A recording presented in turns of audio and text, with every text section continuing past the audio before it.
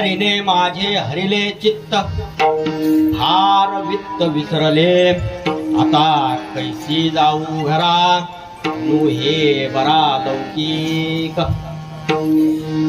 जगद्गुरु श्रीमंत संत तुकोबाराय यांचा चार चरणाचा अत्यंत प्रसिद्ध, महाराष्ट्रात सर्वांना सुपरिचित असलेला अभंग आणि प्रसंग काल्याचा. विठाला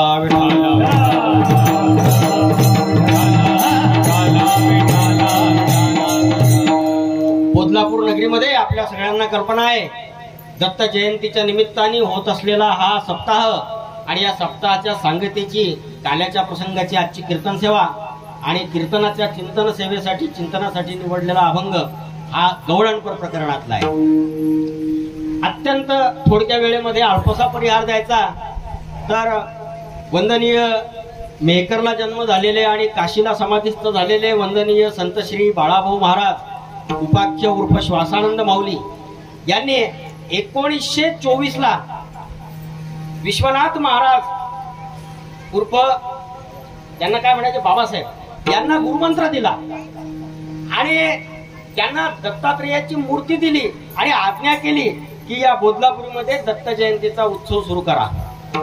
1924 पासून आज 100 वर्ष झालेत. 100 वर्षापासून विश्वनाथ महाराज, त्यांच्यानंतर गोविंद महाराज आणि आता नंतर तिसऱ्या पिढीमध्ये आणि चौथी पण पिढी आली. चौथ्याही पिढीमध्ये आता हा अव्याहतपणे शताब्दी पार पडलेला हा महोत्सव या ठिकाणी सुरू आहे. आनंदाची बाब आहे. विठाल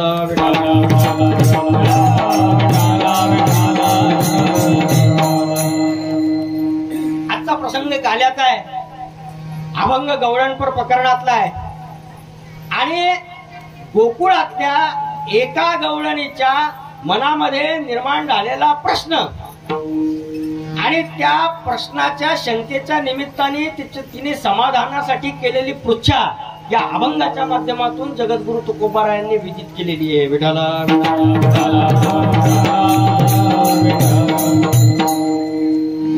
गोकुळातली गवळण काय म्हणते? गोकुळातली गवळण म्हणते, हरिने माझे हरिले चित्त, भार वित्त विसरले. ती सांगते या हरीनं काय केलं, या देवानं काय केलं, या कृष्णानं काय केलं, माझ्या चित्ताचं हरण केलं, अपहरण केलं, माझं चित्त हरलं, माझं चित्त चोरलं. अशी तिची जी झालेली अवस्था आहे त्या अवस्थेचं वर्णन ती या अभंगातून जगद्गुरु तुकोबाराय तिचं प्रतिनिधित्व करून या अभंगातून भावना व्यक्त करतात. हरिने माझे हरिले चित्त. आता मुळात प्रश्न असा आहे की माझ्या चित्ताचं हरण केलं. अशी गवळण काय करते? तक्रार करते, तिची समस्या मांडते, तिचं गाऱ्हाण मांडते. मग ठीक आहे, मग आता पुढे जर गेलो तर एखाद्याने एखाद्याची एखादी वस्तू जर चोरली तर त्याची प्रक्रिया असते पुढे. चोरी जर झाली तर गावातल्या पोलीस स्टेशनला जायचं. पोलीस स्टेशनला जर तक्रार अर्ज दाखल करून घेतला नाही तर पुढे एसडीपीओ ऑफिसला जायचं. एसडीपीओ ऑफिसने सुद्धा जर तक्रार अर्ज दाखल केला नाही तर एसपी ऑफिसला जायचं जिल्ह्याच्या ठिकाणी किंवा ऑनलाईन तक्रार द्यायची. त्याची प्रक्रिया आहे. पण चोरी झाल्यानंतर पोलीस स्टेशनला तक्रार अर्ज घेऊन गेल्यानंतर तो पोलीस अंमलदार पहिले विचारतो जी ज्या वस्तूची चोरी झाली ती वस्तू कशी आहे, ती वस्तू केवढी आहे, ती वस्तू किती मौल्यवान आहे, त्या वस्तूचं मूल्य किती आहे, त्या वस्तूचं वजन किती आहे. गवळणीने तक्रार केली की माझ्या चित्ताची चोरी झालेली आहे.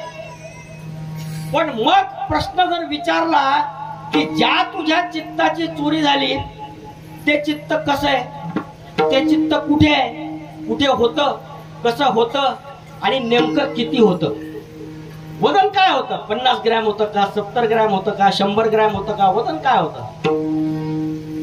या प्रश्नाचा शोध घ्यायचा जर प्रयत्न केला तर ह्या प्रश्नापैकी एकाही प्रश्नाचं उत्तर ती गवळण देऊ शकणार नाही.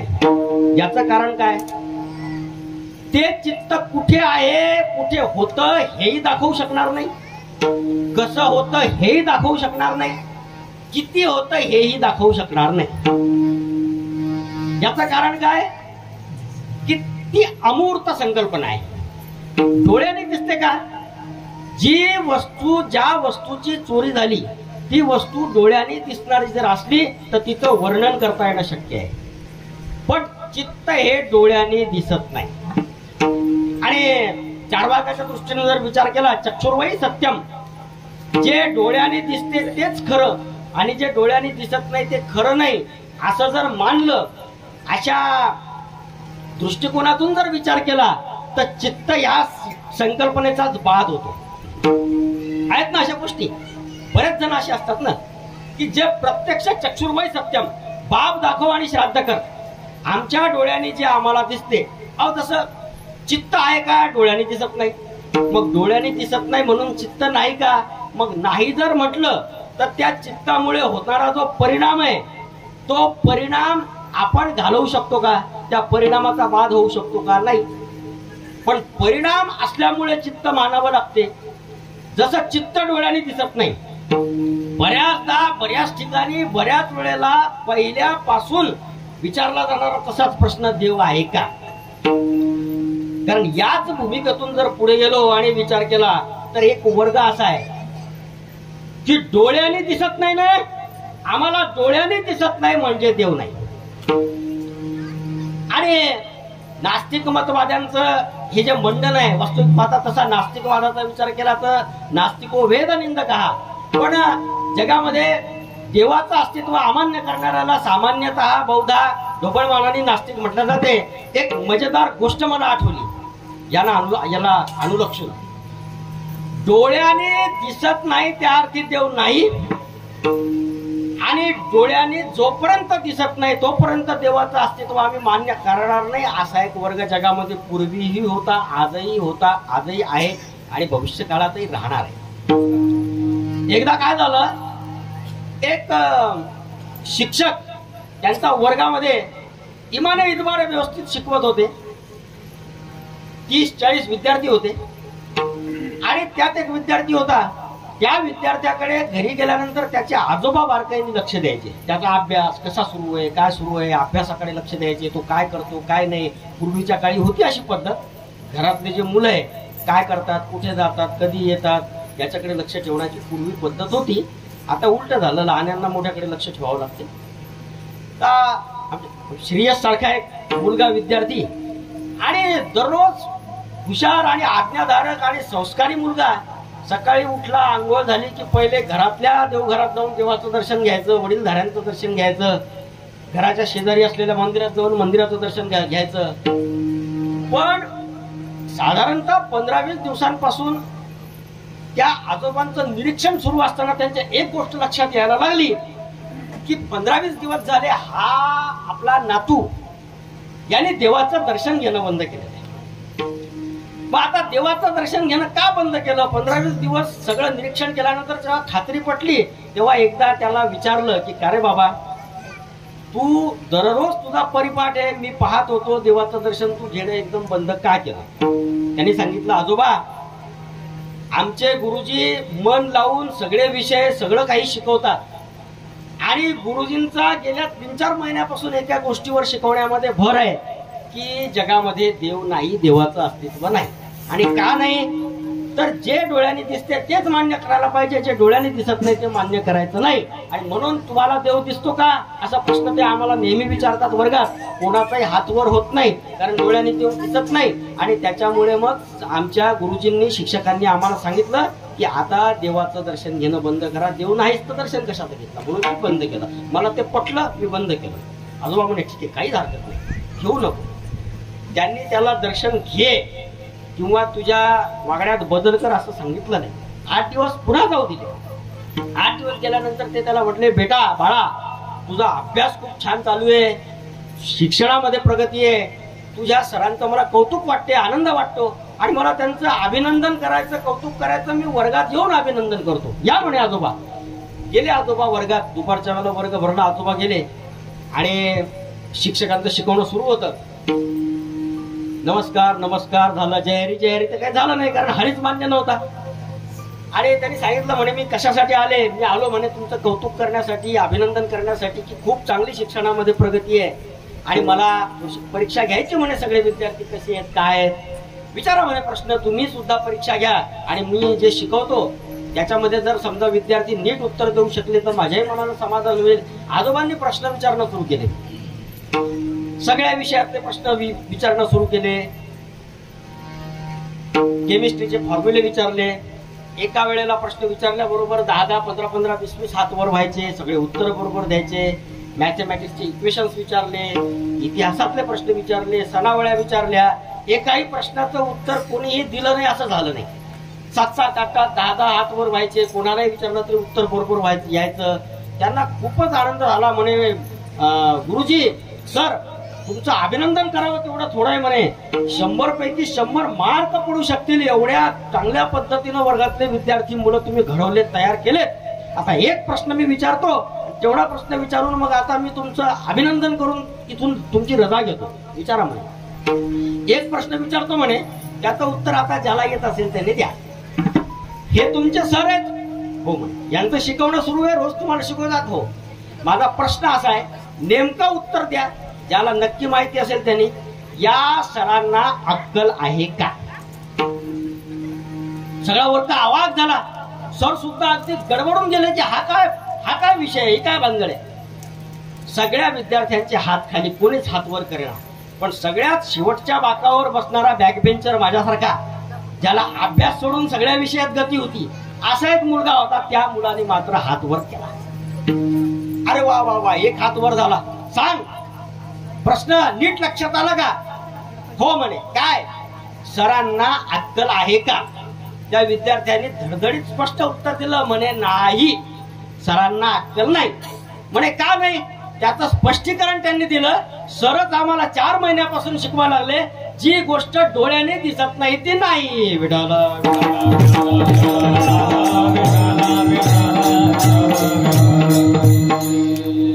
दृष्टांत संपला. पण डोळ्याने जी गोष्ट दिसत नाही ती नाही असं जर मानलं तर त्या गोष्टीचा परिणाम ज्या अर्थी होतो त्या अर्थी ती गोष्ट आहे अशी मानावी लागते, जरी चर्मचक्षुने दिसत नसली तरी. माऊली ज्ञानोबा अनेक उदाहरणं ज्ञानेश्वरीमध्ये सुद्धा देतात की एखादं चित्र असेल, ज्या अर्थी चित्र निर्माण झालेलं आहे त्या अर्थी चित्रकाराचं अस्तित्व मानावं लागते. ज्या अर्थी गाडगे तयार झालेले आहेत त्या अर्थी गाडगे घडवणारा कुंभार हा दिसत नसला तरी मानावाच लागतो. त्या अर्थी हे जे चराचर जगत सृष्टी ही निर्माण झालेली आहे, दिसते, भासते, प्रतीत होते, त्या अर्थी या जगताचा करता मानावाच लागतो. अरे आहो, देव दिसतो की नाही हा प्रश्न डोळ्याने दिसत नाही म्हणून नाही असं जर म्हटलं तर ते तद्दन चुकीचं उत्तर ठरेल. माऊली ज्ञानेश्वर महाराज हरिपाठामध्ये सांगतात, करतळी आवळे तैसा हरी. तळ हातावर आवळा ठेवला तो जितक्या स्पष्टपणाने दिसू शकतो तितक्या स्पष्टपणाने देवाच्या अस्तित्वाचा अनुभव येतो. पण त्याच्यासाठी देव पाहण्यासाठी जी दृष्टी लागते ती दृष्टी विकसित करून ती दृष्टी निर्माण करावी लागते. त्या ज्ञान दृष्टीने जर पाहू गेलं, देव पाहो, देव पाहो, देव पाहो, देव पाहो,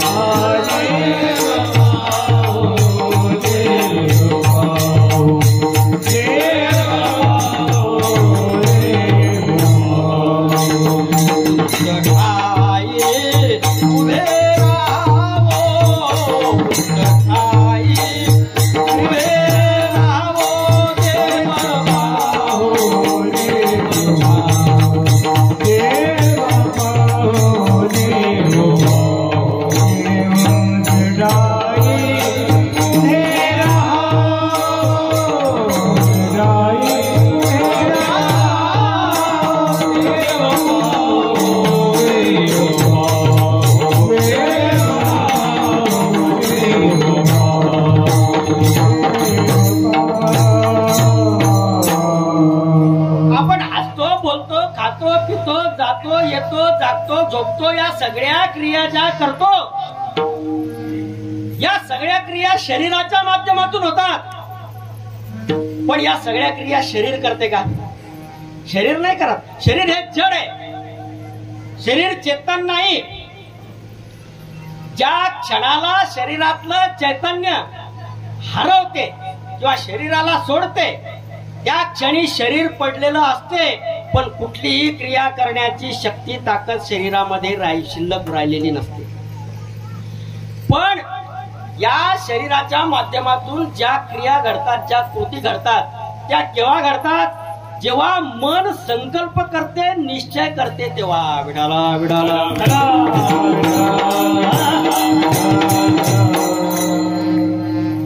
मन मनन करते, बुद्धी निश्चय करते, चित्त चिंतन करते, ज्यावेळेला क्रिया घडते. त्याच्याशिवाय होत नाही ना. आणि विचार हा मनामध्ये निर्माण होतो. मन चित्त या संकल्पना प्रत्यक्ष डोळ्याने दिसत नसल्या तरी यांच्याशिवाय जगातला कोणताही कुठलाही कसाही व्यवहार पूर्ण होत नाही. आमच्या गावात गृहस्थ होते. पुन्हा एक मजेदार मला दृष्टांत आठवला. आमच्या गावात गृहस्थ होते, त्यांचं नाव लोकांनी पाडलं होतं मनातल्या मनात. याचं कारण काय होतं माहितीये का? की प्रत्येक गोष्ट ही मनातल्या मनात, कारण मनात विचार केल्याशिवाय कोणत्याच गोष्टीचा निश्चय आणि कृती घडत नाही. त्यांची सवय कशी होती? गावामध्ये एक पैलवान होता आणि तो पैलवान जरा कटिंगनशाही करायचा. मग सार्वजनिक नळ, त्यावेळेला नळ योजना नव्हती किंवा नळ योजना असली तरी त्यावेळेला 1 महिन्यानंतर नळ यायचे. आता 30 दिवसानंतर येतात. विठाला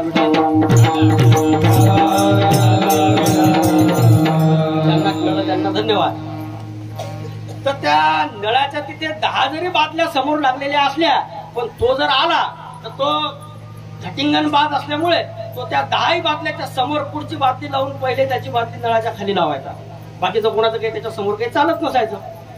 मग तो प्रसंग दुसऱ्यांना सांगत असताना हे गृहस्थ काय सांगायचे? मी सकाळी गेलो होतो नळावर पाणी भरायला, बादली लावली आणि तो आला पैलवान आणि त्याने मग सगळ्यांच्या समोर पुढे ती बादली नळाच्या समोर लावली. मी एवढा चिडलो, मी एवढा संतापलो, त्याची बकोट धरली, त्याला ओढलं, बाजूला केलं, त्याला आदवा तदवा बोललो. मग समोरच्याने फक्त एवढंच विचारायचं, खरंच का? तो म्हटला मनातल्या मनात. विडाला विडाला ते काय म्हणायचे? मनातल्या मनात. एसटी जिल्ह्याच्या गावाला बुलढाण्याला चाललो होतो. मी रुमाल टाकला, जागा धरली आणि जागेवर बसणार, माझ्या पुढे तो गेला पैलवान, माझा रुमाल काढून फेकून देऊन तो बसला. पुन्हा मी चिडलो, संतापलो, त्याची कॉलर धरली, त्याला वाटेल तसा बोललो, उठवलं. मग याने पुन्हा विचारायचं त्यांना हे सांगत असताना, खरंच का? नाही नाही नाही, मनातल्या मनात. विठाला म्हणजे उद्देश असा, मुद्दा असा चालला की मनामध्ये मनन केल्यानंतर विचार निर्माण होतात आणि त्या विचारानुसार कृती घडते. कारण कोणतीही कृती मनामध्ये त्याचा संकल्प उमटल्याशिवाय कोणतीही कृती होत नाही. आणि म्हणून ज्या वेळेला या गवळणीच्या चित्ताचं भगवंतानी हरण केलं, त्या अर्थी ते चित्त भगवत रूप झालेलं होतं, भगवंताच्या चिंतनामध्ये तल्लीन झालेलं होतं. आणि भगवंताच्या चिंतनामध्ये तल्लीन झालेलं असल्यामुळे त्या भगवंताला त्या चित्ताचं हरण करण्याची इच्छा निर्माण झाली.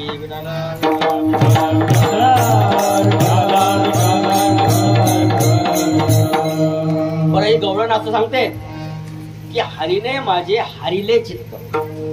2 प्रकार असतात बघा. एक तर एखादी गोष्ट शास्त्रामध्ये 2 प्रकारच्या प्रपत्त्या, 2 प्रकारचे मार्ग सांगितलेले आहेत. एक आहे मारदार प्रपत्ती आणि दुसरी मरकट प्रपत्ती. मरकट प्रपत्ती म्हणजे कशी? की माकडाचं पिलू असते. माकड आपण सगळेजण माकडाला पाहतो.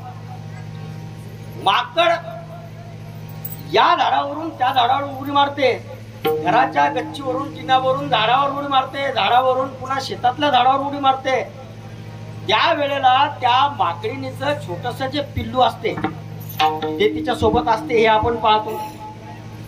आणि मांजर असते. मांजर जर व्याली तर ती नुकतीच बाळण झालेली मांजर तिचे छोटे छोटे छोटे 4-5 ते पिल्ल झालेले असतात आणि त्या पिल्लांना बोक्यांच्या भीतीने त्या मांजरीच्या पिल्लांना इकडून तिकडे तिकडून तिकडे तिकडून तिकडे जागा बदलत तिचा तो प्रवास सुरू असतो. ही पण घटना आपण सर्वजण पाहतो. पण प्रश्न असा आहे, थाप सुरू ठेवत जा, तुमची ना आमची, तुमची तिथे आमची माईक मधून विठ्ठल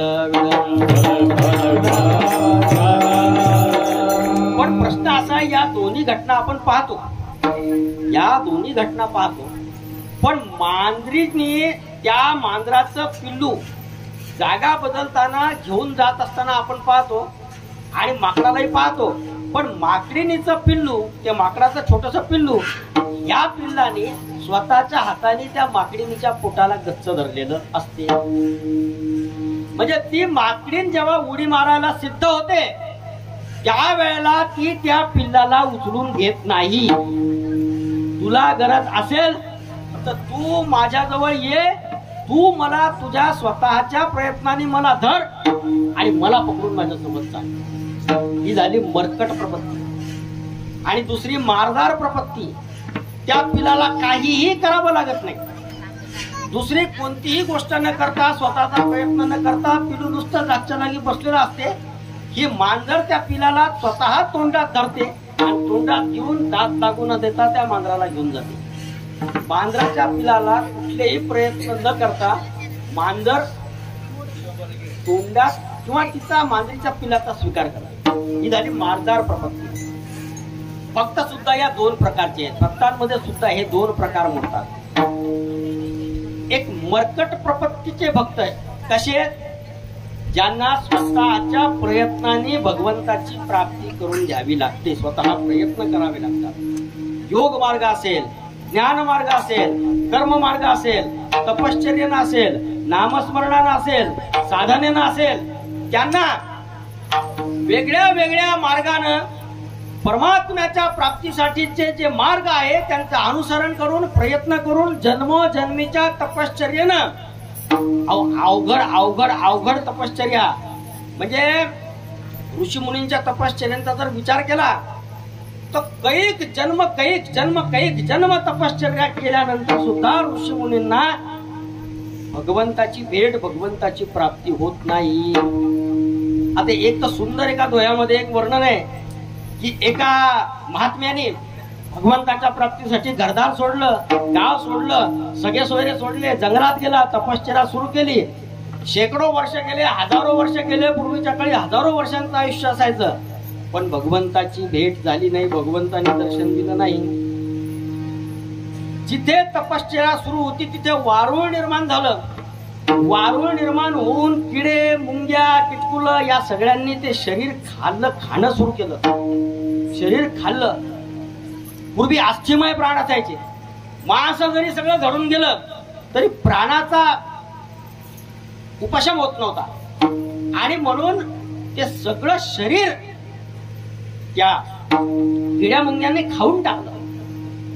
आणि आता फक्त अस्थिपंजर शरीर झालं, फक्त हाडं शिल्लक राहिले आणि 2 डोळे शिल्लक राहिले. सगळं मांस खाल्ल्यानंतर ते किडे कुटकुलं हे ज्या वेळेला आता शिल्लक राहिलेले डोळे खाण्यासाठी आले त्या वेळेला इतके वर्ष कोण्याही कीटकाला मांस खाण्यापासून परावृत्त न करणारा तो महात्मा आज मात्र त्या किड्यांना विनवू लागला. कागा सबतन खाइयो चुन चुन कर मांस, कागा सबतन खाइयो चुन चुन कर मांस. तो नयनन को छोड़ कर जिन्हें प्रभु मिलन की आस. हजारो वर्षांपासून हे 2 डोळे देवाच्या भेटीसाठी तिष्ठलेले आहेत. त्याच्यामुळे हे 2 डोळे शिल्लक ठेव. हजारो जन्म स्वतःच्या प्रयत्नानं तपश्चर्या करून, साधना करून भगवंत प्राप्त लवकर सहजी होत नाही. हा एक वर्ग. आणि दुसरा वर्ग योगी या मुनी जन ध्यानी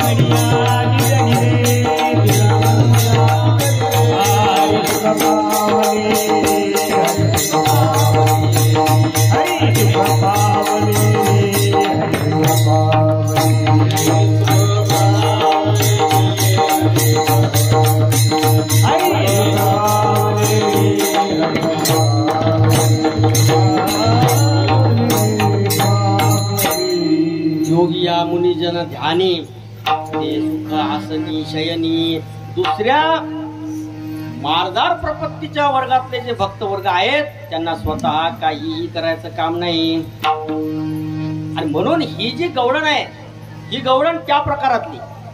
हिचं चित्त नाही तर शेवटी स्वतःच्या प्रयत्नाने आणि चित्त हे भगवंताकडे लागणं किंवा भगवंतांनी चित्तामध्ये येऊन बसणं किंवा भगवंतांनी चित्ताचं हरण करणं ही स्वप्रयत्नानं साध्य होणारी सिद्ध होणारी गोष्ट नाही. त्याच्यासाठी प्रार्थना भगवंतालाच करावी लागते. माझे चित्त तुझे पायी माझे चित्त तुझे पायी माझे चित्त तुझे पायी माझे चित्त तुझे पायी हो ऐसे करी पायी राहो ऐसे करी पायी राहो ऐसे करी पायी राहो ऐसे करी पायी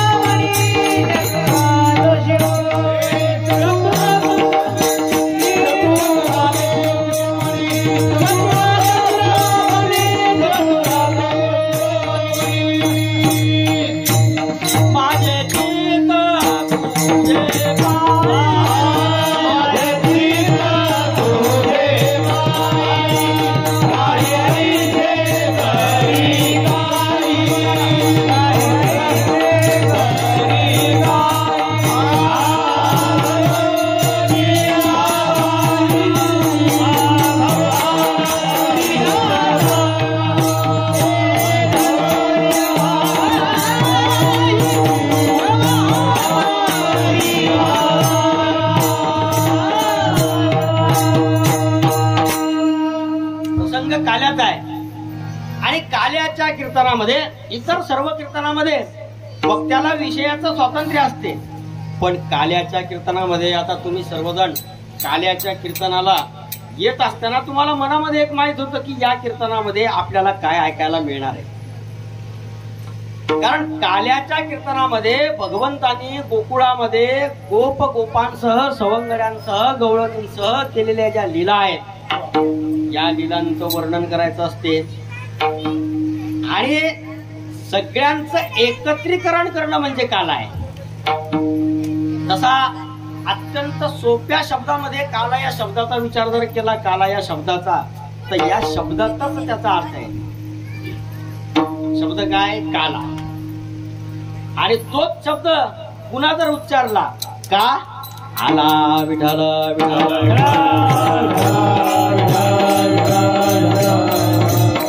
जीवन जगत असताना व्यवहारामध्ये रत असताना जेव्हा मनामध्ये प्रश्न निर्माण होतो का आला त्यावेळेला होणारा जो आहे तो खरा काला विठ्ठल विठ्ठल. महाराज सांगतात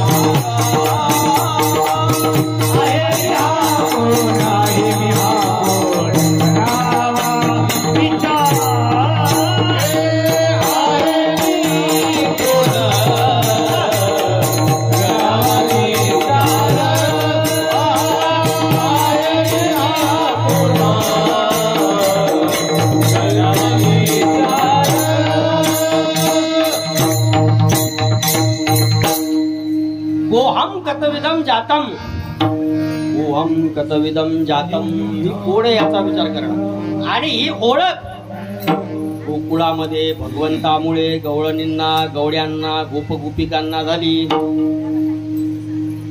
आणि भगवंताने गोकुळामध्ये केलं काय हो? भगवंताने गोकुळामध्ये सगळ्या प्रकारचे, सगळ्या वर्गातले, सगळ्या स्तरातले, सगळ्या विचारांचे, सगळ्या स्वभावाचे, सगळ्या प्रकृतीचे, सगळ्या प्रवृत्तीचे सगळेजण एका ठिकाणी आणले. विठाला तुम्ही आम्ही गेली मेळी, तुम्ही आम्ही गेली मेळी, तुम्ही आम्ही गेली मेळी, तुम्ही आम्ही गेली मेळी, तुम्ही आम्ही गेली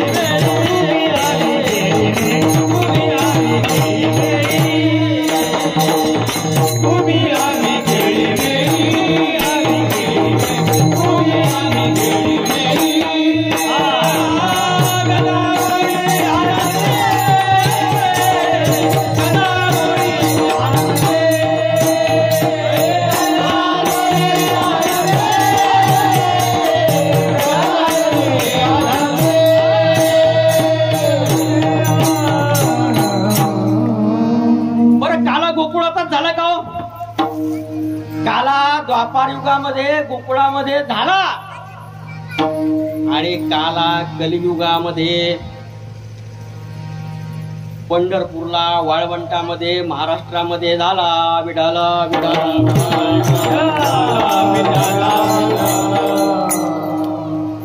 आपली वारकरी परंपरा हा काला आहे. विठाला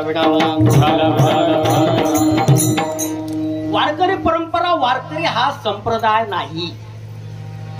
धाडसी विधान करतो मी. वारकरी हा संप्रदाय नाही, पंथ नाही.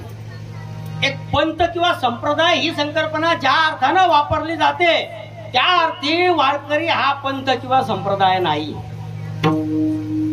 कारण पंथ किंवा संप्रदाय ज्यावेळेला म्हटलं जाते त्यावेळेला एक संस्थापक, एक कर्ता, एक गुरु, एकाच तत्वज्ञानाचे अनुयायी, हे सगळे लक्षणं त्याच्यामध्ये सिद्ध व्हावे लागतात.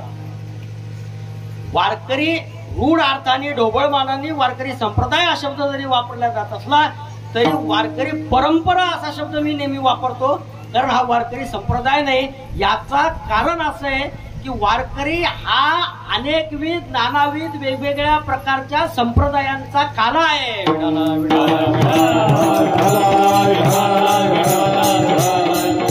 जे भिन्न भिन्न धर्मप्रवाह आहेत, मतप्रवाह आहेत, विचार प्रवाह आहेत, त्या सगळ्यांना वारकरी परंपरेच्या निमित्तानं संतांनी एका ठिकाणी आणलं. सगळ्यांच्या गुरुपरंपरा वेगळ्या, सगळ्यांचे तत्वज्ञान वेगळे, सगळ्यांचे संप्रदाय वेगळे. पाहा तुम्ही, माऊली ज्ञानेश्वर महाराजांचा संप्रदाय कोणता? नाथ संप्रदाय. जगद्गुरु तुकाराम महाराजांचा संप्रदाय कोणता? बाबाजी चैतन्य केशव चैतन्य सांगितली गुण मालिकेची. जगद्गुरु तुकाराम महाराजांचा संप्रदाय चैतन्य संप्रदाय आहे. नाथ महाराजांचा दत्त संप्रदाय, आपलं ज्ञानेश्वर महाराजांचा दत्त संप्रदाय नाथ संप्रदाय आहे. शांती ब्रह्म एकनाथ महाराजांचा दत्त संप्रदाय आहे. जनार्दन स्वामी यांची परंपरा सहस्त्रार्जुन. सगळ्या संतांच्या गुरु परंपरा आपण ज्या सगळ्या वंदनीय संतश्रेष्ठ बाळाभाऊ महाराज उपाख्य श्वासानंद माऊली यांच्या परंपरेचे आपण सगळे अनुग्रहित भक्तवर्ग शिष्यमंडळी आहोत. आपल्या सांप्रदायिक परंपरेचा विचार जर केला तर आपला हंस संप्रदाय आहे. पण वैष्णव असतील, शाक्त असतील, शैव असतील, वेगवेगळे धर्मप्रवाह असतील, वेगवेगळे संप्रदाय असतील, पंथ असतील, या सगळ्यांना एकत्र एका झेंड्याखाली आणण्याची क्रांती पंढरपूरच्या वाळवंटामध्ये संतांनी केली. आणि सगळ्या संप्रदायाचे, पंथाचे तर आहेत, सगळ्या जातीचे तर आहेत, सगळ्या धर्मांचे सुद्धा. कबीर लतीफ मोमीन मुसलमान, कबीर लतीफ मोमीन मुसलमान, कबीर लतीफ मोमीन मुसलमान, कबीर लतीफ मोमीन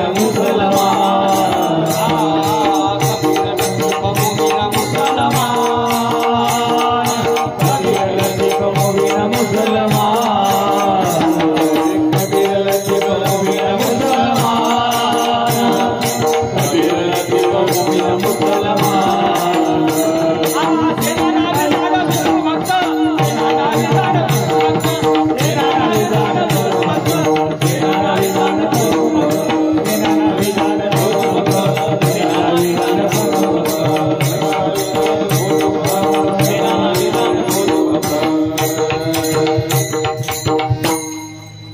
कबीर लतीफ मोमीन मुसलमान म्हणजे हिंदू मुस्लिम. चोखा बंका, चोखा मेळा महाराज, बंका महाराज, जातीचे महार, अस्पृश्य, सगळ्या वर्गातले, सगळ्या स्तरातले, सगळ्या प्रकारातले, सगळ्या विचारांचे, सगळ्या उपासना मार्गाचे सगळे एका ठिकाणी आणले. अहो त्या काळामध्ये वैष्णव शैव हा सुद्धा भेद प्रचंड होता, मोठा होता. महाराजांनी त्याचाही उद्घोष केला एका ठिकाणी आणून. हरिहरा भेद, हरिहरा भेद,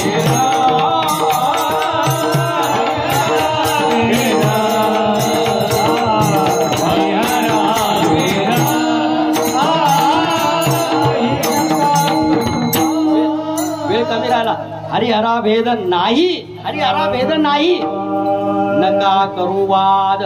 सगळ्यांना एकत्र आणलं. आणि म्हणून वारकरी परंपरेमध्ये झालेला हा खऱ्या अर्थानं खरा काल आहे. आणि गोकुळामध्ये सगळे गोप, गोपिका, सवंगडी हे सगळे कसे होते? कोणी श्रीमंत होते, कोणी गरीब होते, कोणी स्वतंत्र होते, कोणी परतंत्र होते, कोणी सुना, कोणी लेकी, कोणी एकी स्वतंत्र. सगळ्यांना एका ठिकाणी आणलं आणि एका ठिकाणी आणून त्या ठिकाणी तो काल्याचा प्रसाद सर्वांना भगवंतांनी प्राप्त करून दिला. काल्याचा योग घडवून आणला. बर, काला हा सगळ्या कुठल्याही पंथाचा, संप्रदायाचा कार्यक्रम असो, सप्ताह असो, साधना असो, त्याचा शेवट काल्याने होतो. त्याचा शेवट काल्याने होतो. काल्याने त्याचा शेवट का होतो? जोपर्यंत भगवंतानी, कृष्णाने गोकुळामध्ये केलेल्या लीलांचं वर्णन, गुणगान होत नाही, तोपर्यंत परमार्थाला पूर्णता येत नाही. विठाल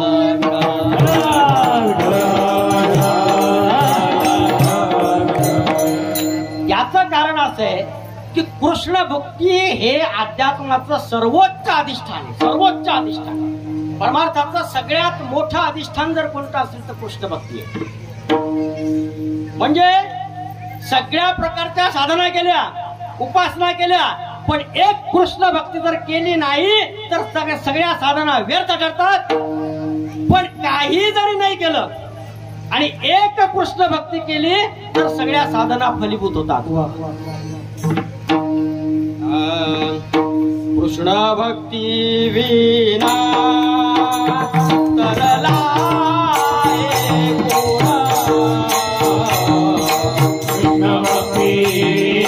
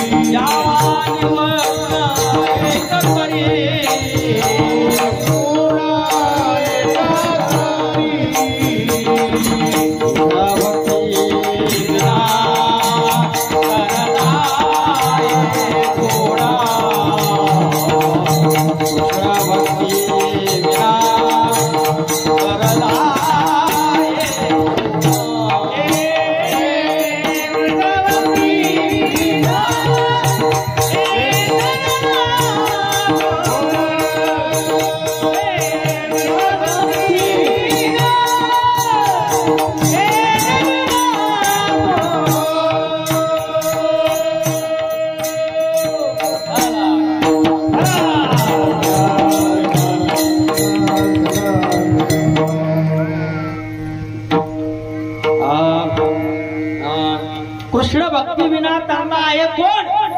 महाराज प्रश्न विचारतात.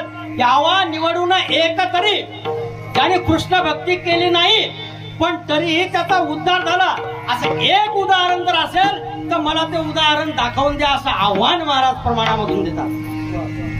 आणि म्हणून भगवान श्रीकृष्णाने, कारण भगवान कृष्ण हा दशावतारातला परिपूर्णतम अवतार, विषयाचा विस्तार करण्यासाठी आपल्याजवळ वेळ फारसा शिल्लक नाही, पण सगळ्या प्रकारचा परमार्थ केला.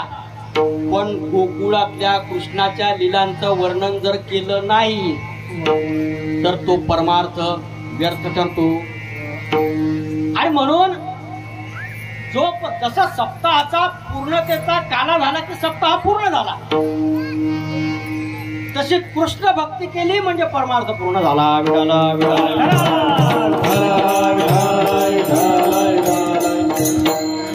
बरं, या गोकुळामध्ये ज्या लीलांचं वर्णन करण्याचं एवढं महत्व आहे, त्या लीला कोणत्या आहे हो? त्या लीला कोणत्या आहे हो?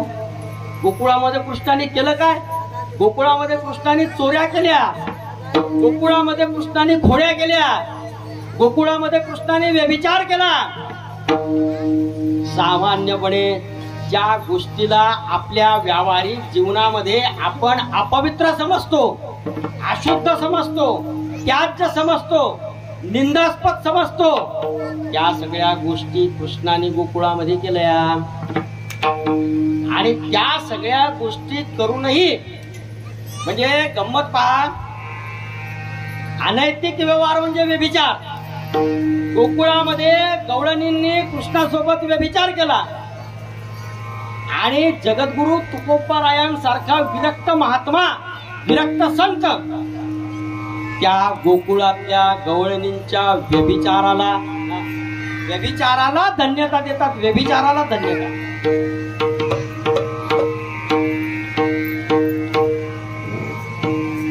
तू गवळे ध्यानता धन्य व्यभिचार, गवळे ध्यानता धन्य व्यभिचार.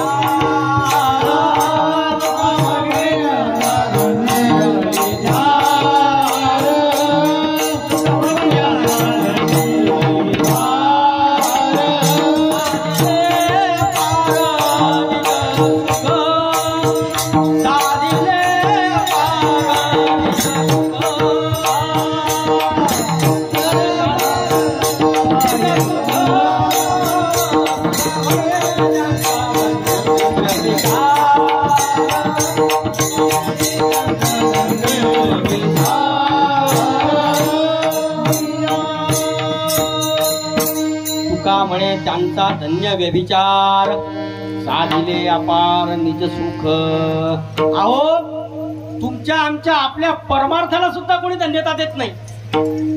आणि जगद्गुरु तुकाराम महाराजांनी गोकुळातल्या गवळणींच्या व्यभिचाराला धन्यता दिली. काय अवस्था असेल, काय भक्ती असेल, काय प्रेम असेल. अहो, गोकुळातल्या गवळणींचं जे निस्वार्थ समर्पण, परिपूर्ण प्रेम होतं. भक्तिशास्त्रातले सर्वोच्च आचार्य म्हणून ज्यांच्याकडे निर्देश केला जातो ते महर्षी नारद. जिथे मी उभा आहे त्याला नारदाची गादी म्हणतात. महर्षी नारदांनी लिहिलेल्या नारद भक्ती सूत्रामध्ये सर्वश्रेष्ठ भक्तीचं वर्णन करत असताना भक्तीचा परमोत्कर्ष, भक्तीचा चरमोत्कर्ष साधलेलं उदाहरण ज्या वेळेला दिलं त्यावेळेला महर्षी नारद म्हणतात, यथा व्रज गोपिकानां स्वात्मस्मिन् परम प्रेम रूपा, यथा व्रज गोपिकानां परिपूर्ण भक्ती, परमश्रेष्ठ भक्ती, परिपूर्ण समर्पण हे कुणाचं आहे उदाहरण जर द्यायचं झालं तर महर्षी नारद म्हणतात. कीर्तनकारांचं उदाहरण महर्षी नारदांनी दिलं का? यथा कीर्तनकारांना नाही दिलं. महाराज सांगतात, नारद सांगतात यथा व्रज गोपिकानां. कारण गोकुळातल्या गवळणींनी एवढं सर्वस्व समर्पण, सर्वश्रेष्ठ भक्ती, त्याचं दुसरं उदाहरण अजून सापडलेलं नाही. एकदा काय झालं, एका मनुष्याने कीर्तनामध्ये अभंग ऐकला. पुण्यवंत व्हावे घेता सज्जनांची नावे, तुका म्हणे संतांची या जपे, तुका म्हणे पापे जाती संतांची या जपे. आणि अभंग ऐकल्यानंतर योगायोगाने त्या मनुष्याला रस्त्यामध्ये समोरून संत कबीर येताना आणि त्यांची वर्णन ऐकलेलं होतं, कीर्ती ऐकलेली होती, महत्व ऐकलेलं होतं आणि ओळखलं की जे येत आहेत ते संत कबीर आहे. लोटांगण घातलं, दर्शन घेतलं आणि तो अभंग आठवल्यामुळे नामस्मरण सुरू झालं. कबीर कबीर कबीर कबीर कबीर कबीर कबीर. हे कबीर कबीर कबीर नामस्मरण सुरू असताना ज्या वेळेला कबीरांनी पाहिलं त्यावेळेला संत कबीरांनी त्यांना थांबवलं. कशासाठी नामस्मरण करतोय? म्हणजे नामस्मरण यासाठी करतोय की तुम्ही संत आहात, तुम्ही महात्मे आहात, तुम्ही साधू आहात आणि तुमचं जीवन संपूर्णपणे तुम्ही भगवंताच्या चरणी समर्पित केलेलं आहे आणि तुमच्या जीवनामध्ये केवळ आणि केवळ भगवंताचं प्रेमच काठोकाठ भरलेलं आहे आणि त्याचा काहीसा लेश मात्र स्पर्श माझ्या जीवनाला व्हावा म्हणून मी तुमच्या नावाचं नामोच्चारण करतो आहे. कबीरांनी सांगितलं की परमश्रेष्ठ प्रेम भगवंताविषयी माझ्या मनामध्ये असेल म्हणून तू जर माझं नामस्मरण करत असेल तर महर्षी कबीर त्याला सांगतात करू नको. कबीर कबीर कबीर क्या कहे, कबीर कबीर क्या कहे, जाओ यमुना के तीर. एक एक गोपी के प्रेम में बह गए कोटि कबीर.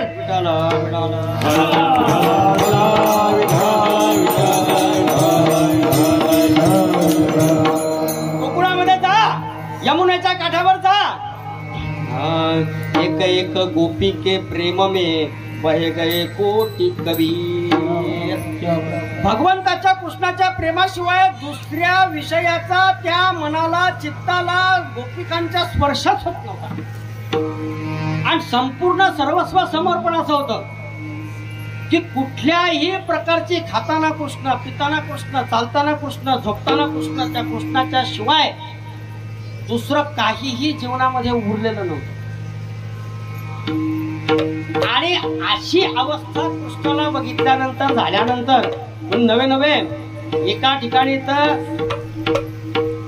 संत वर्णन करतात की गोकुळातल्या गवळणींची अवस्था कशी झालेली होती. गोकुळातल्या गवळणींचा मनामध्ये प्रपंचाचा विषय तर शिल्लक राहिलेलाच नव्हता, संसाराचा राहिलेलाच नव्हता, घरादाराचा राहिलेलाच नव्हता, व्यवहाराचा राहिलेलाच नव्हता. पण त्यांना कुठला राग, द्वेष, मोह, माया, चिंता ही सुद्धा शिल्लक राहिलेली नव्हती. चिंता चिंता ते पडाले गोकुळा माये.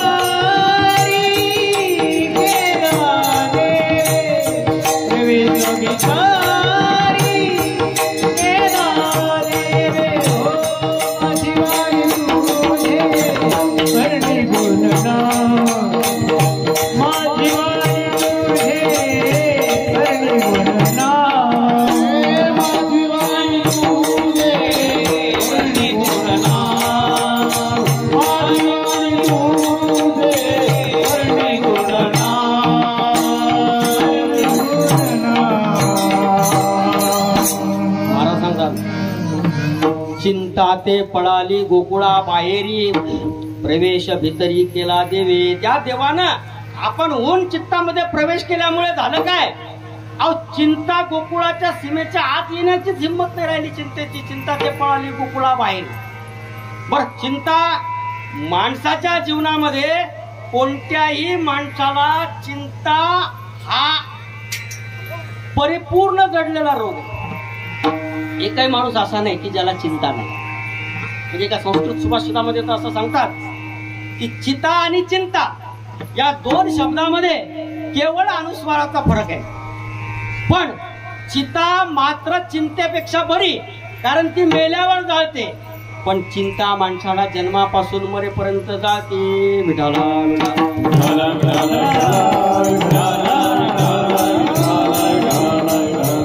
काय होईल कसं होईल, काय होईल कसं होईल, काय होईल कसं होईल, एकही क्षण माणसाचा चिंतेशिवाय जात नाही. बरं, या चिंता दोन प्रकारच्या असतात. चिंतेचे दोन लक्षणं असतात चिंतेची.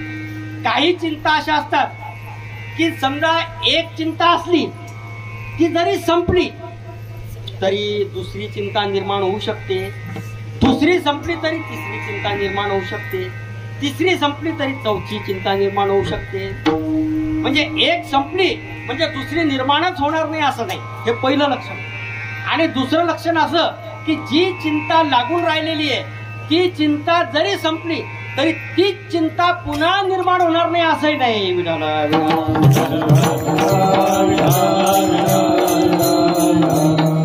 उदाहरण सांगतो. आता निवडणुकीचा ज्वर आहे, अजून काही निवडणुकीचा ज्वर ओसरलेला नाही. आता या निवडणुकीमध्ये गुडघ्याला बाशिंग बांधलेले जे उमेदवार त्या काळामध्ये निवडणुकीची घोषणा झाल्यानंतर गेल्या महिन्यामध्ये जे उमेदवार होते इच्छुक, त्यांनी काय केलं, त्यांना काय झालं, जसं निवडणूक आयोगाने निवडणूक घोषित केली आणि आचारसंहिता लागू झाली तशी त्यांना चिंता निर्माण झाली. पहिली चिंता, जो स्वतःचा त्यांचा मतदारसंघ आहे तो युतीमध्ये माझ्या पक्षाला सुटतो का, पहिली चिंता. बरं, युतीमध्ये किंवा त्या आघाडीमध्ये त्याच्या पक्षाला जागा सुटली, सुटल्यानंतर लगेच दुसरी चिंता, तिकीट मला मिळते का. तिकिटासाठी आवेदन अर्ज केला, पण जोपर्यंत तिकीट जाहीर होत नाही तोपर्यंत रात्री डोळ्याला झोप नाही. या कुशीवरून त्या कुशीवर, त्या कुशीवरून त्या कुशीवर, त्या कुशीवरून त्या कुशीवर. मतदारसंघ पक्षाला सुटला पण दुसरी चिंता निर्माण झाली, मला तिकीट मिळते का. बर, त्या चिंतेमध्ये चाललं असताना तिकीटही जाहीर झालं आणि तिकीट यालाच मिळालं. आता तिकीट मिळण्याची, उमेदवारी मिळण्याची चिंता जरी संपली तरी तिसरी चिंता निर्माण झाली, निवडून येतो का, विजय मिळतो का. रात्रंदिवस प्रचार, पायाला भिंगरी, डोळ्याला झोप नाही, जागरण आणि एक सारखी चिंता, सकाळ दुपार संध्याकाळ रात्री झोपेतून दचकून जरी जागा झाला, काय निकाल लागतो, काय निकाल लागेल, काय निकाल लागेल. तिसरी चिंता, निवडणूक झाली, निकाल जाहीर झाला, हा निवडून आला, आता तरी चिंता संपायला पाहिजे की नाही. चौथी चिंता सुरू झाली, मंत्रिमंडळ विस्तारात नंबर लागेल का. विस्तार लांबला 10-12 दिवस, तोपर्यंत झोप उडाली. नंबर लागेल का, नंबर लागेल का, नंबर लागेल का, नंबर लागेल का, चिंता चिंता चिंता. काल रविवार नागपूरला विस्तार झाला, शपथविधी झाला, नंबर लागला, शपथ घेतली, संपली गाव चिंता, नाही संपली. अजून खाते वाटप जाहीर झालेलं नाही, मलाईदार खातं मिळते का, चिंता पुढची सुरू. विडाला विडाला म्हणजे एक चिंता संपली म्हणून दुसरी निर्माण होणार नाही, पहिली संपली की लगेच दुसरी निर्माण होते. बरं, ते जाऊ द्या, एक चिंता संपल्यानंतर ती चिंता तर संपते की नाही, पण दुसरं लक्षण असं आहे की तीच चिंता पुन्हा निर्माणही होऊ शकते. म्हणजे 2024ला मतदारसंघामध्ये निवडून येण्याची जी चिंता होती ती संपली, निकाल लागला, निवडून आला, विजय मिळाला, पण ती संपलेली तीच चिंता पुन्हा 2029ला निर्माण होणार आहे.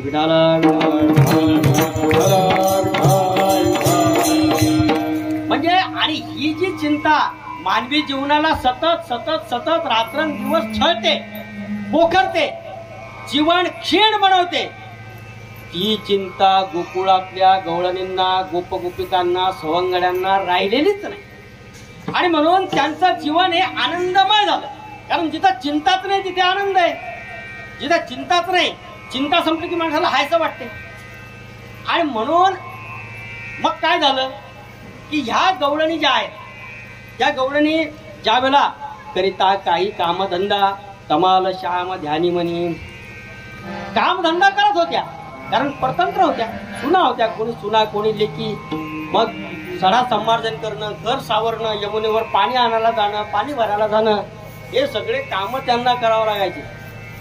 ते काम करत असताना मात्र शरीराने कुठलंही काम जरी सुरू असलं तरी मनाने चित्ताने केवळ आणि केवळ परमार्थाचा विचार.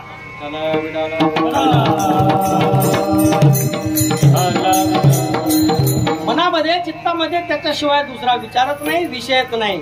विषय तो त्यांचा झाला नारायण. आणि त्यामुळे एक कर्तव्य भावनेनं व्यवहार म्हणून व्यवहारातल्या सर्व क्रिया करायच्या, पण मात्र तादात्म्य भगवत स्वरूपाजवळ अखंड अबाधित ठेवायचं. आणि असं करत असताना काही गवळणी या रोजच्या परिपाठाप्रमाणे नियमाप्रमाणे सगळ्या जणी मिळून आपल्या घरून निघून यमुनेजवळ गेल्या, यमुनेच्या काठावर गेल्या.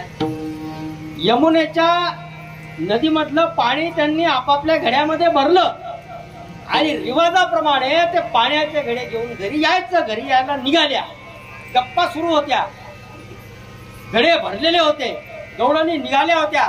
पण असं सुरू असताना मात्र काही गवळणी बोलत बोलत पुढे गेल्या, पण एक गवळण मागे राहिली. बाकीच्या गवळणी पुढे गेल्या, एक गवळण मागे राहिली. बऱ्याच वेळानंतर त्यांच्या लक्षात आलं एक गवळण तर मागे राहिलेली आहे, थांबलेली आहे, उभी राहिलेली आहे. यांनी विचार केला, आपल्या सोबत येणारी, आपल्या सोबतच परत येणारी जाणारी गवळण थांबली का? मग अंतर बरंच पडलं होतं. मग त्यांनी पहिले व्हॉट्सअपवर मेसेज टाकला, पण त्या गवळणीने मेसेज काही बघितला नाही. मग कॉल करून पाहिला, तिने कॉलही उचलला नाही. या गवळणी पुढे निघाल्या, पण तिकडून जगद्गुरु तुकोबाराय येते, तुकाराम महाराज तिकडून येत होते. तुकाराम महाराजांनी सुद्धा हे दृश्य पाहिलं. गवळणी पाणी भरून पुढे निघून गेलेले आहे, पण एक गवळण मात्र मागे थांबलेली आहे. पण गवळणी कुठल्या? गोकुळातल्या. प्रसंग कुठला? द्वापार युगातला. तुम्ही म्हणाल, मी जसं सांगितलं आता की जगद्गुरु तुकाराम महाराजांनी रस्त्यातून येताना त्या गवळणीकडे पाहिलं. तुम्ही म्हणाल याला डोकं आहे का? पण ज्या अर्थी मी फेटा बांधला, पटका बांधला, त्या अर्थी डोकं आहे. द्वापार युगातल्या गवळणी आणि तुकोबारायांचा काळ कोणता? तर गवळणी गोकुळात होत्या. ठीक आहे, देहूवरून महाराष्ट्रातून काही अंतर चालून गोकुळामध्ये जाता आलं असतं, जाता येत होतं. पण द्वापार युगातल्या गवळणी, द्वापार युगातला प्रसंग आणि कलियुगातले 17व्या शतकातले तुकोबाराय गवळणीच्या समोर कसे? जय जय झाले अवतार,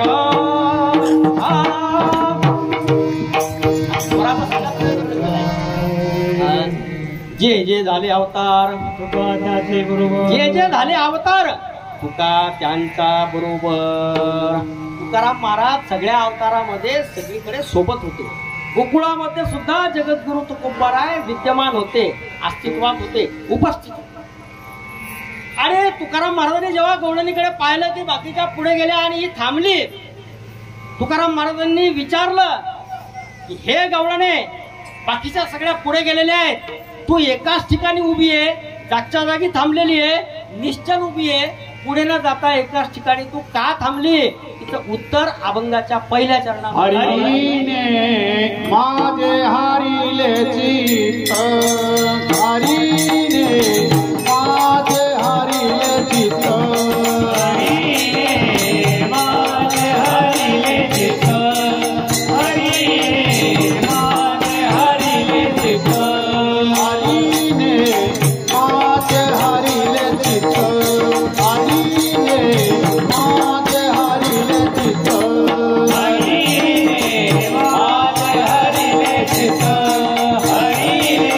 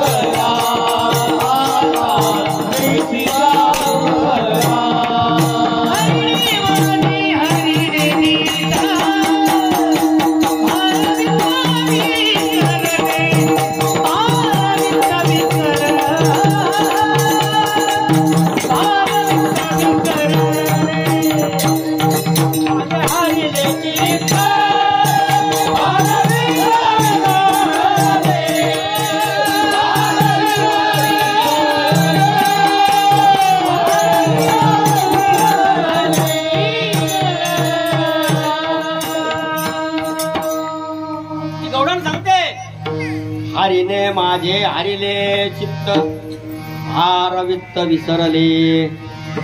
झालं काय म्हणते, या हरीनं काय केलं, हरीनं माझ्या चित्ताची चोरी केली, माझं चित्त हरलं. हरीने माझे हरिले चित्त, चित्त चोरीले नंदाच्या नंदने. यांनी काय केलं, यांनी माझ्या चित्ताची चोरी केली. आणि तुकाराम महाराज सांगतात की ही जी तुझी अवस्था आहे, ही अवस्था चित्ती तुझे पाय डोळा रूपाचे ध्यान,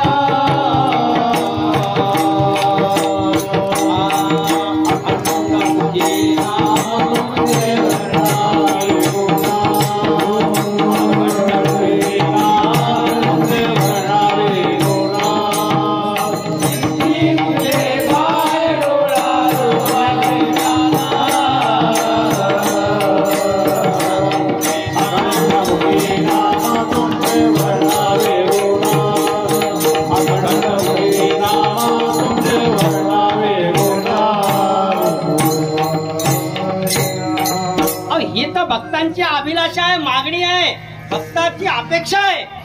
चित्ती तुझे पाय, आणि चित्ती तुझे पाय काय, चित्तच का. जसं शरीरामध्ये पित्ताचं महत्व आहे, प्रपंचामध्ये वित्ताचं महत्व आहे, तसं परमार्थामध्ये चित्ताचं महत्व आहे. कारण पित्त जर कमी जास्त झालं तर दवाखान्यात जावं लागते, औषध घ्यावं लागते, ऍसिडिटी वाढते, गोळ्या घ्याव्या लागतात, चहा कमी करावा लागतो. शरीरामध्ये पित्ताचं संतुलन असण्याचं जेवढं महत्व आहे, आणि व्यवहारामध्ये, प्रपंचामध्ये, जीवनामध्ये वित्ताचं तेवढंच महत्व आहे. जो वरी चाले मोठा धंदा, तो वरी बहीण म्हणे दादा. सर्वे गुणात कांचन माश्रयंती. ज्याच्याजवळ पैसा, त्याला जगामध्ये महत्व. कारण कुठल्याही गोष्टी, कुठलाही व्यवहार, कुठलीही खरेदी, म्हणजे एक म्हणे की नाही की सगळे सोंग आणता येतात, पैशाचं सोंग आणता येत नाही. पैशाच्या ठिकाणी पैसाच लागतो. आणि म्हणून जोपर्यंत पैसा उपलब्ध होत नाही तोपर्यंत व्यवहारातल्या गरजा पूर्ण होत नाही. म्हणून पैशाचं अपरंपार महत्व आहे. देवाच्या खालोखाल किंवा काही जणांच्या बाबतीत देवापेक्षा जास्त पैशाचं महत्व आहे. विडाला विडाला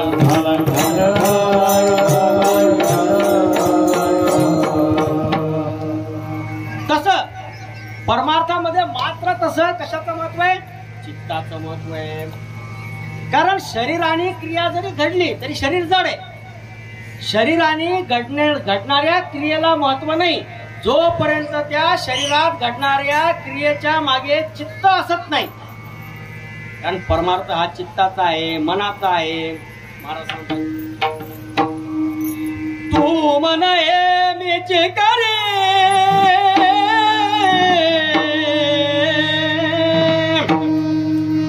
माझी भजनी प्रेम धरे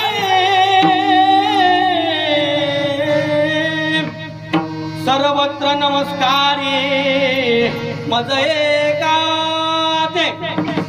अब त्याच्याशिवाय होत नाही. म्हणून महाराज सांगतात ना, मन करारे प्रसन्न, मन करारे प्रसन्न,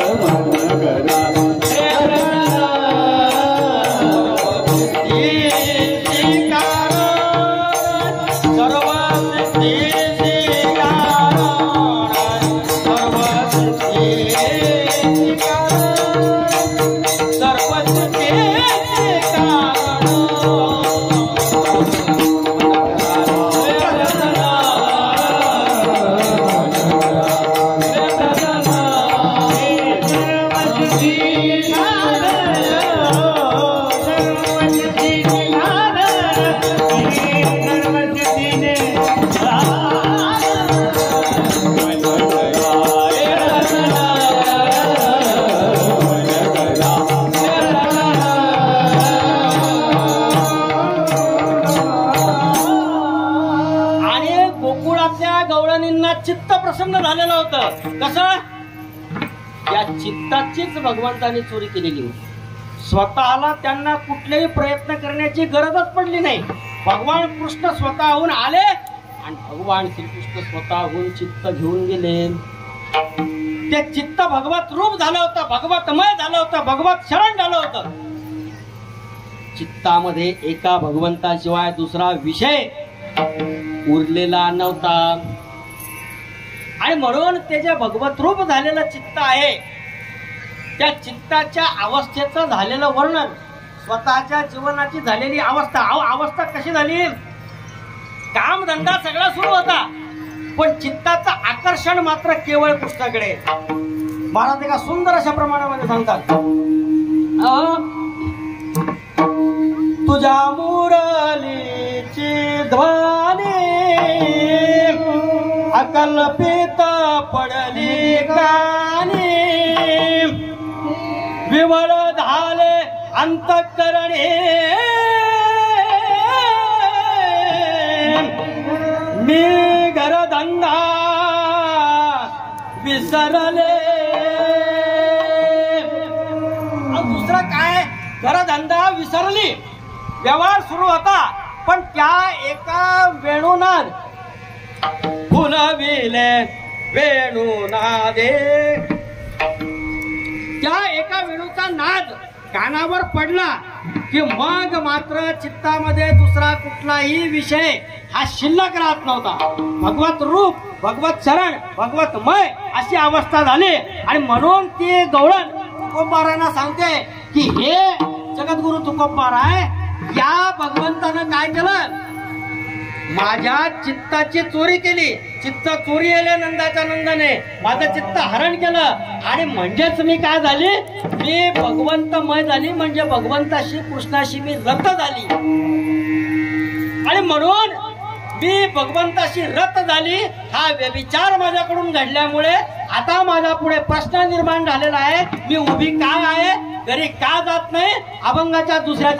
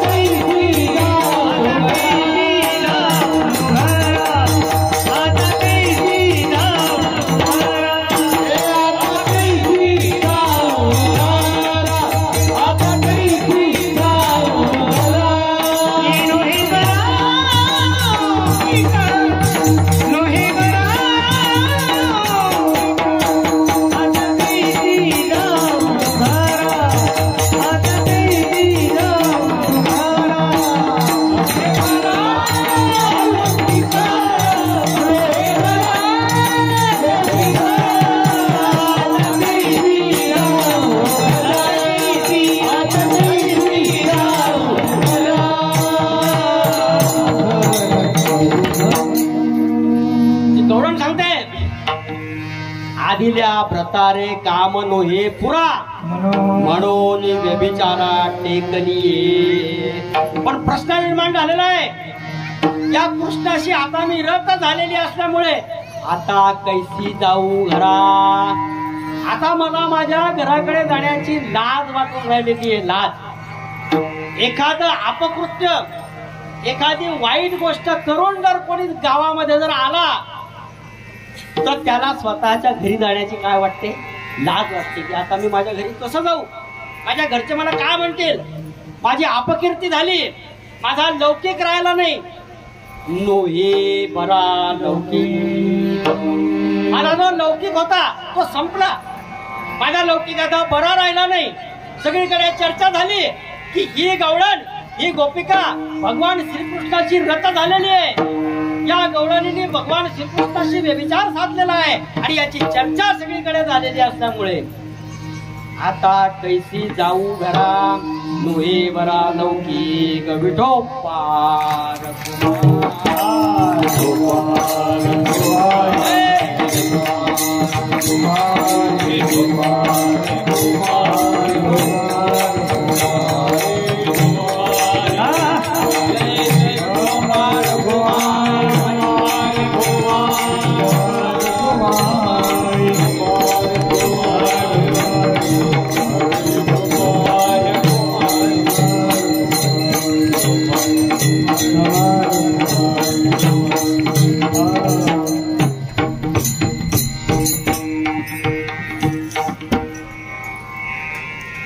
हरीने माझे हरिले चित्त भार वित्त विसरले.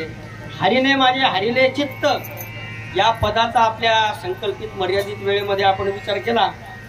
आता भार वित्त विसरले पासून पुढचा जो अभंग आहे, पुन्हा केव्हा तरी या अभंगावर चिंतन, पुढच्या पदांवर चिंतन करण्याचा प्रयत्न करून, पण शेवटी वेळेची मर्यादा आहे, वेळेचा अभाव आहे.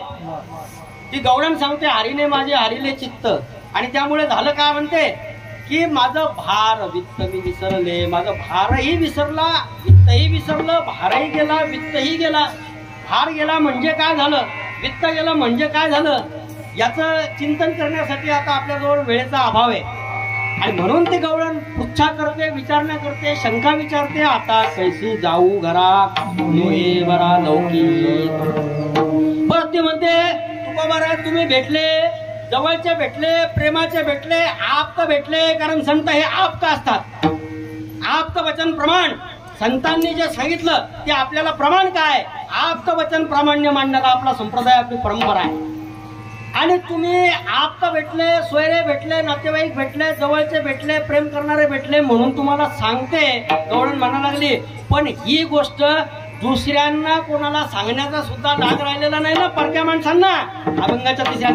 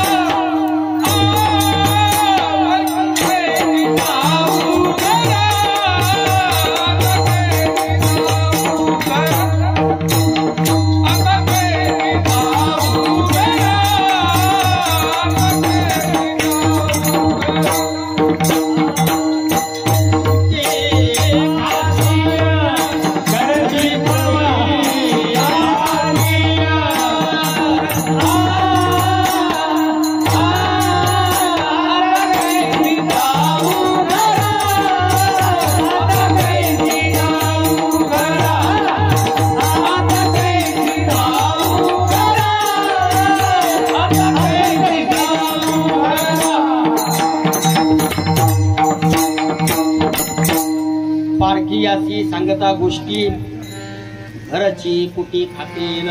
पारखी अशी म्हणजे परक्याला जर या गोष्टी मी सांगितल्या तर माझी जगामध्ये अपकीर्ती होईल. आणि घरच्यांना जेव्हा परक्यांकडून या गोष्टी समजतील, माहिती होतील, त्यावेळेला घरची कुटी खातील. आता मी काय करू. जगद्गुरु तुकाराम महाराजांपुढे ते गवळण आता निर्णयाचा विचार सांगते, मागते की तुकाराम महाराज आता तुम्हीच सांगता, आता सांगा आता मी काय करू. अशी अवस्था माझी झालेली आहे, अशी परिस्थिती निर्माण झालेली आहे, अशी स्थिती मला प्राप्त झालेली आहे. घरी मी जाऊ शकून नाही राहिलेली आहे, घरी जाण्याची माझी आता हिंमत राहिलेली नाहीये. इथे उभी आहे, जाता तर कुठेच येत नाही. आणि आता मी इथून पुढे काय करू. तुकाराम महाराज सांगतात तू गा म्हणे निवांत राही,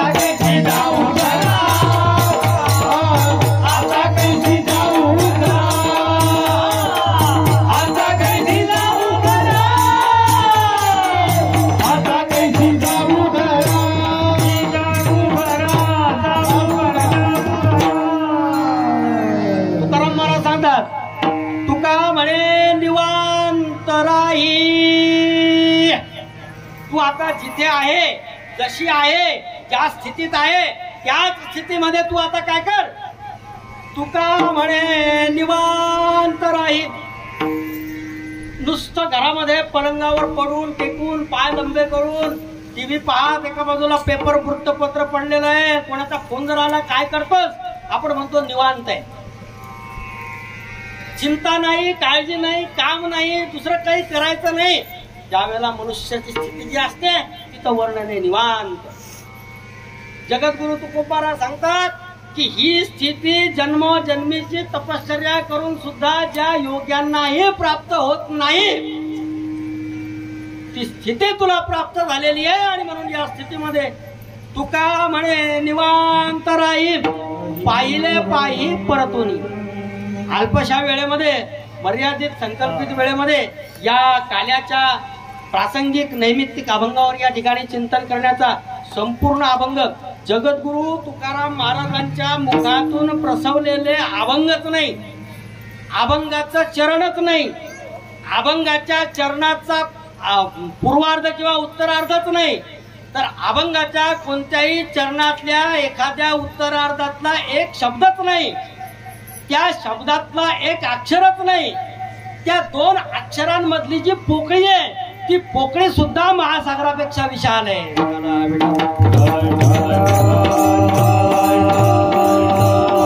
आणि माझ्यासारख्या मूर्ख अल्पमतीहीन अशा प्रकारच्या माणसाने तुकोबारायांच्या अक्षरांचा, शब्दांचा, अभंगांचा, विचारांचा वेध घेण्याचा प्रयत्न करणं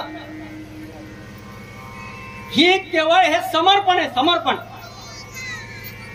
मोडकी तोडकी सेवा जशी माझ्या बुद्धीने, प्रेरणेने जसं मला स्फुरण होईल त्या माध्यमातून, त्या निमित्तानं, त्या शक्तीनुसार, कुवतीनुसार, मर्यादेनुसार जशी झाली तशी तुझला हे समर्पण. आणि म्हणून अभंग अत्यंत अर्थवाही गहन आहे. आणि अभंगाच्या फक्त पहिल्या चरणातल्या फक्त पूर्वार्धाचा विचार, हरीने माझे हरिले चित्त, एवढ्याच पदाचा विचार या वेळेमध्ये काहीशा वेळेमध्ये थोडक्या मोडक्या शब्दामध्ये काहीशा प्रमाणात करण्याचा प्रयत्न आपण इथे केला. उरलेला अभंग विशाल आहे, महान आहे, महासागरासारखा अथांग आहे. आणि म्हणून तुकोबारायांच्या अक्षरांच्या किंवा तुकोबारायांच्या मनोगताच्या किंवा तुकोबारायांच्या विचारातल्या भावनेचा स्पर्श केवळ मात्र माझ्या, आपल्या, तुमच्या, आमच्या सर्वांच्या जीवनाला व्हावा अशी केवळ प्रार्थना, याचना, मागणी आपण करू शकतो. विठाला म्हणून अभंगावरचं चिंतन आपण काहीसं पाहिलेलं आहे. आता अत्यंत वेळ कमी राहिलेला आहे. अल्पशा वेळेमध्ये जो आपला काल्याचा रिवाज आहे, प्रघात आहे, रूढी आहे, त्यानुसार भगवंतांनी गोकुळामध्ये केलेल्या लीलांचं काहीसं चिंतन आपण या ठिकाणी करू आणि आपल्या कीर्तन सेवेच्या सांगतेकडे जाऊ. ज्या वेळेस